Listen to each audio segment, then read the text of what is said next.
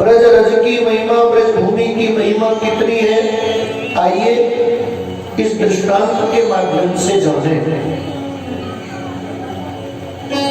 वैसे तो भक्तों ने कहा है कि रमण रेति लो जो नहीं की और यमुना पान तो तैने जानो कहा या ब्रज को तत्व महान।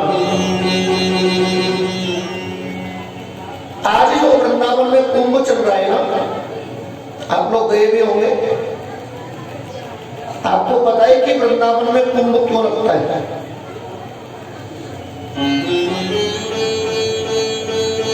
एक समय प्रयागराज में कुंभ लगा हुआ था और सभी ब्रजवासी कुंभ स्नान करने की तैयारी कर रहे थे। बहुत काम की बात है, ध्यान से सुनिए, क्योंकि प्राय करके सभी लोग इस बात को जानते हैं कि कुंभ केवल 4 जगह लगता है, प्रयागराज में, नासिक में, उज्जैन में और हरिद्वार में। लेकिन कुंभ वृंदावन में भी लगता है।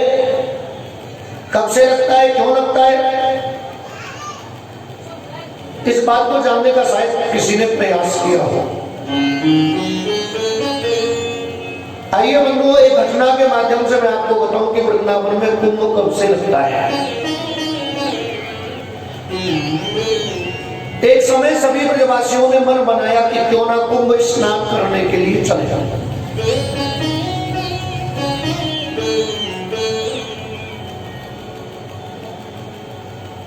पूरी तैयारी हो गई,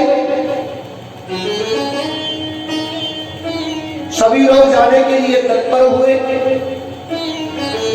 तभी क्या देखते हैं कि यमुना के पावन तट पर एक काले रंग का घोड़ा आया और यमुना की उस पावन रेती में, ब्रज की उस पावन रेती में लोग लगाने लगा। एक काले रंग का घोड़ा, इसके शरीर पर जहां जहां वो ब्रज की रज लगी, रमण रेती की रज लगी, ये वहां से सफेद होता चला गया।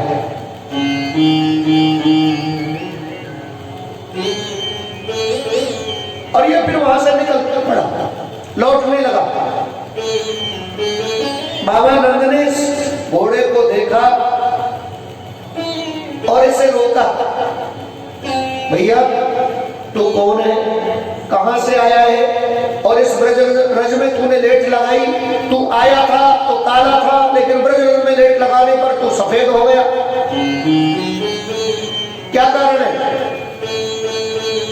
तो प्रयागराज ने बताया कि महाराज मैं तीर्थों का राजा प्रयागराज हूं।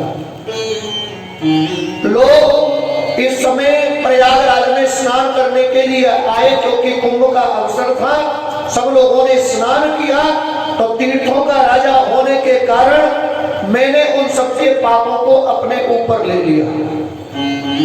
और पाप इतने ज्यादा थे कि मेरा रंग जो सफेद था वो काला हो गया।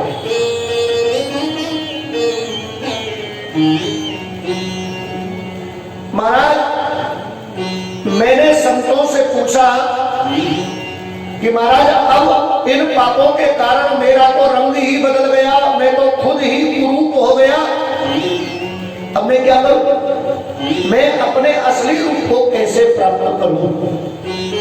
तो संतों ने बताया प्रयागराज आप ब्रज रज में जाकर के दंडोती लगा लो, लेट लगा लो, आप पापों से मुक्त हो जाएंगे। महाराज मैं इसलिए ब्रज मंडल में, वृंदावन धाम में, यमुना पुलिन पर आकर के मैंने दंडोती लगाई है और मैं पाप मुक्त हो गया। आपने भी देखा मैं आया था उस समय काला था और इस समय में एकदम श्वेत हो गया हूँ, तभी से वृंदावन में कुंभ लगने लगा है। ब्रजवासियों ने फिर प्रयागराज में जाकर के यमुना में ही डुबकी लगाई और यमुना की रज से स्नान किया है। प्रेम से बोल रहा है।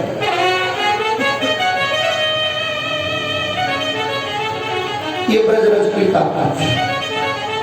अब होली आने वाली है, आपको पता है देश विदेशों से लोग ब्रजमंडल में पहुंचते हैं और ब्रज में जो होली होती है वो बड़ी खतरनाक होती है। वहां लड्डू मार होली भी होती है तो लठ मार भी होती है। हाँ, अद्भुत होली है वृंदावन की। कीच की होली भी होती है, ब्रज रज की होली जिसको बोलते हैं। और आज ये तीनों प्रकार की होली में से कीच वाली होली बहुत प्रसिद्ध हो चुकी है। ये कीच वाली होली जो है ये कहीं से नहीं चली है, ब्रज से ही चली है। कई लोगों को पता ही नहीं है कि आखिर ये धूल वाली होली क्यों होती है। केवल इतना ही पता है कि इतने तारीख की धूल है, लेकिन पता है किसी को ये त्योहार कब से मनाया जाता है, क्यों मनाया जाता है? ये तभी से मनाया जाता है ब्रजवासियों ने एक दूसरे से ब्रज रज लगाई।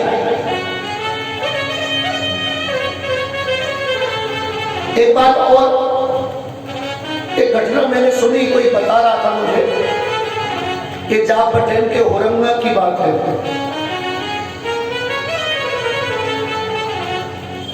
तो कोई अंग्रेज आया था होली देखने के लिए, उसके सर में गोपी का लठ लग गया, सर फट गया,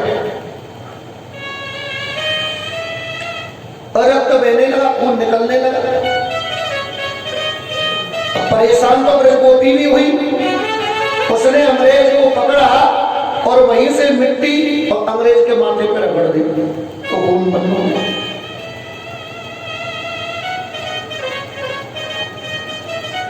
कुछ भी नहीं हुआ। और नहीं, आज के जमाने में मिट्टी लगा दो टिटनेस बन जाती है, प्रेम से बोल रहा देना। हाँ,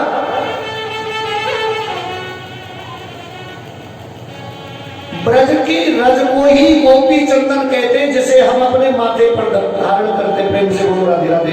गोपियों के चरणों की रज ही तो गोपी चंदन है। एक बार मुक्ति वृंदावन में पड़ी हुई थी। वृंदावन में बड़े बड़े संत भक्त यूं ही पड़े रहते हैं, कुछ आश्रमों में पड़े रहते हैं, तो कुछ परिक्रमा मार्ग में पड़े रहते हैं। संत जन पड़े रहे चाहूं और भगवान का आना हुआ। मुक्ति ने भगवान के चरण पकड़ लिए, बोले प्रभु मेरी मुक्ति बताइए। जो लोग वृंदावन आते हैं उनको मैं मुक्ति प्रदान करती हूँ, मैं उन्हें प्राप्त हो जाती हूँ, उन्हें आपके धाम तक भेज देती हूँ, गोलोक तक भेज देती हूँ। लेकिन मेरे प्यारे, मेरी मुक्ति कैसे होगी? कि वृंदावन की गैल में मुक्ति नहीं बिन खाए, मुक्ति कहे गोपाल सो तू मेरी मुक्ति बताए। हे गोपाल, हे रंगलाल, मेरी मुक्ति का कोई उपाय बताइए। भगवान ने बड़ा सुंदर उपाय बता दिया, बहुत सरल उपाय कि पड़ी रहो या गेल में यहाँ संत भक्त चले पाए, कि उड़ उड़ रज मस्तक लगे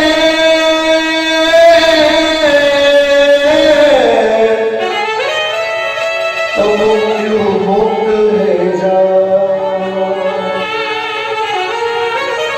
उड़ उड़ रज मस्तक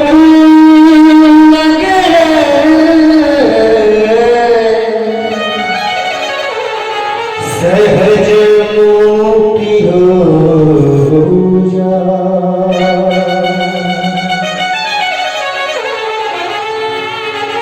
एक बात और बताऊं, इस ब्रजरज की महिमा को स्वयं व्यास जी ने भागवत में लिखा है।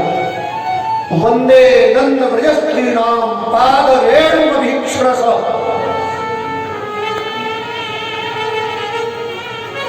मैं ब्रज की गोपियों के चरणों की रज की वंदना करता हूं। क्यों? क्योंकि वो गोपियां जो भगवान का सानिध्य प्राप्त कर चुकी हैं, क्या जो भक्त भगवान का सानिध्य प्राप्त कर चुके होते हैं वो तो स्वयं वंदनीय हो जाते हैं और उनके चरणों की रज भी मस्तक पर लगाने लायक हो जाती है। प्रेम से बोलने, आपके पास में कितना भी धन दौलत बढ़ जाए, लोग सर नहीं झुकाएंगे। और अगर आप भगवान के भक्त हो, नंग धड़ंग फकीर हो, लोग फिर भी आपके चरणों की रज को अपने माथे पे धारण करेंगे। इससे बड़े सौभाग्य की बात और और कोई हो सकती है क्या? क्यों जी? तुम्हारे पास फूटी कौड़ी भी नहीं है, केवल भगवान का भजन करते हो, दुनिया आपके पीछे भागेगी। और तुम कितने भी बड़े करोड़पति हो, लोग कह देंगे होगा अपने लिए, हमको क्या लेना देना।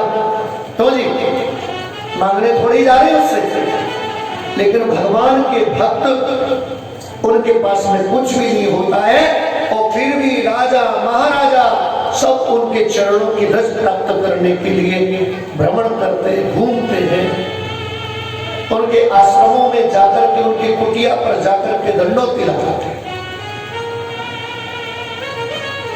बंधुओं, ब्रजधाम की, ब्रजभूमि की, ब्रजरज की महिमा जितनी कही जाए उतनी ही कम है। वो सुतासम गो जग धन्य मुकुंद दिए गलवाही बसे हैं, नयन सरोजन में जिनके लो निरंजन अंजन है के बसे। उनकी तो आंखों में अगर स्वप्न भी आता है ना, तो सिर्फ और सिर्फ वृंदावन और मां के बिहारी का आता है। प्रेम से बोलो राधे राधे।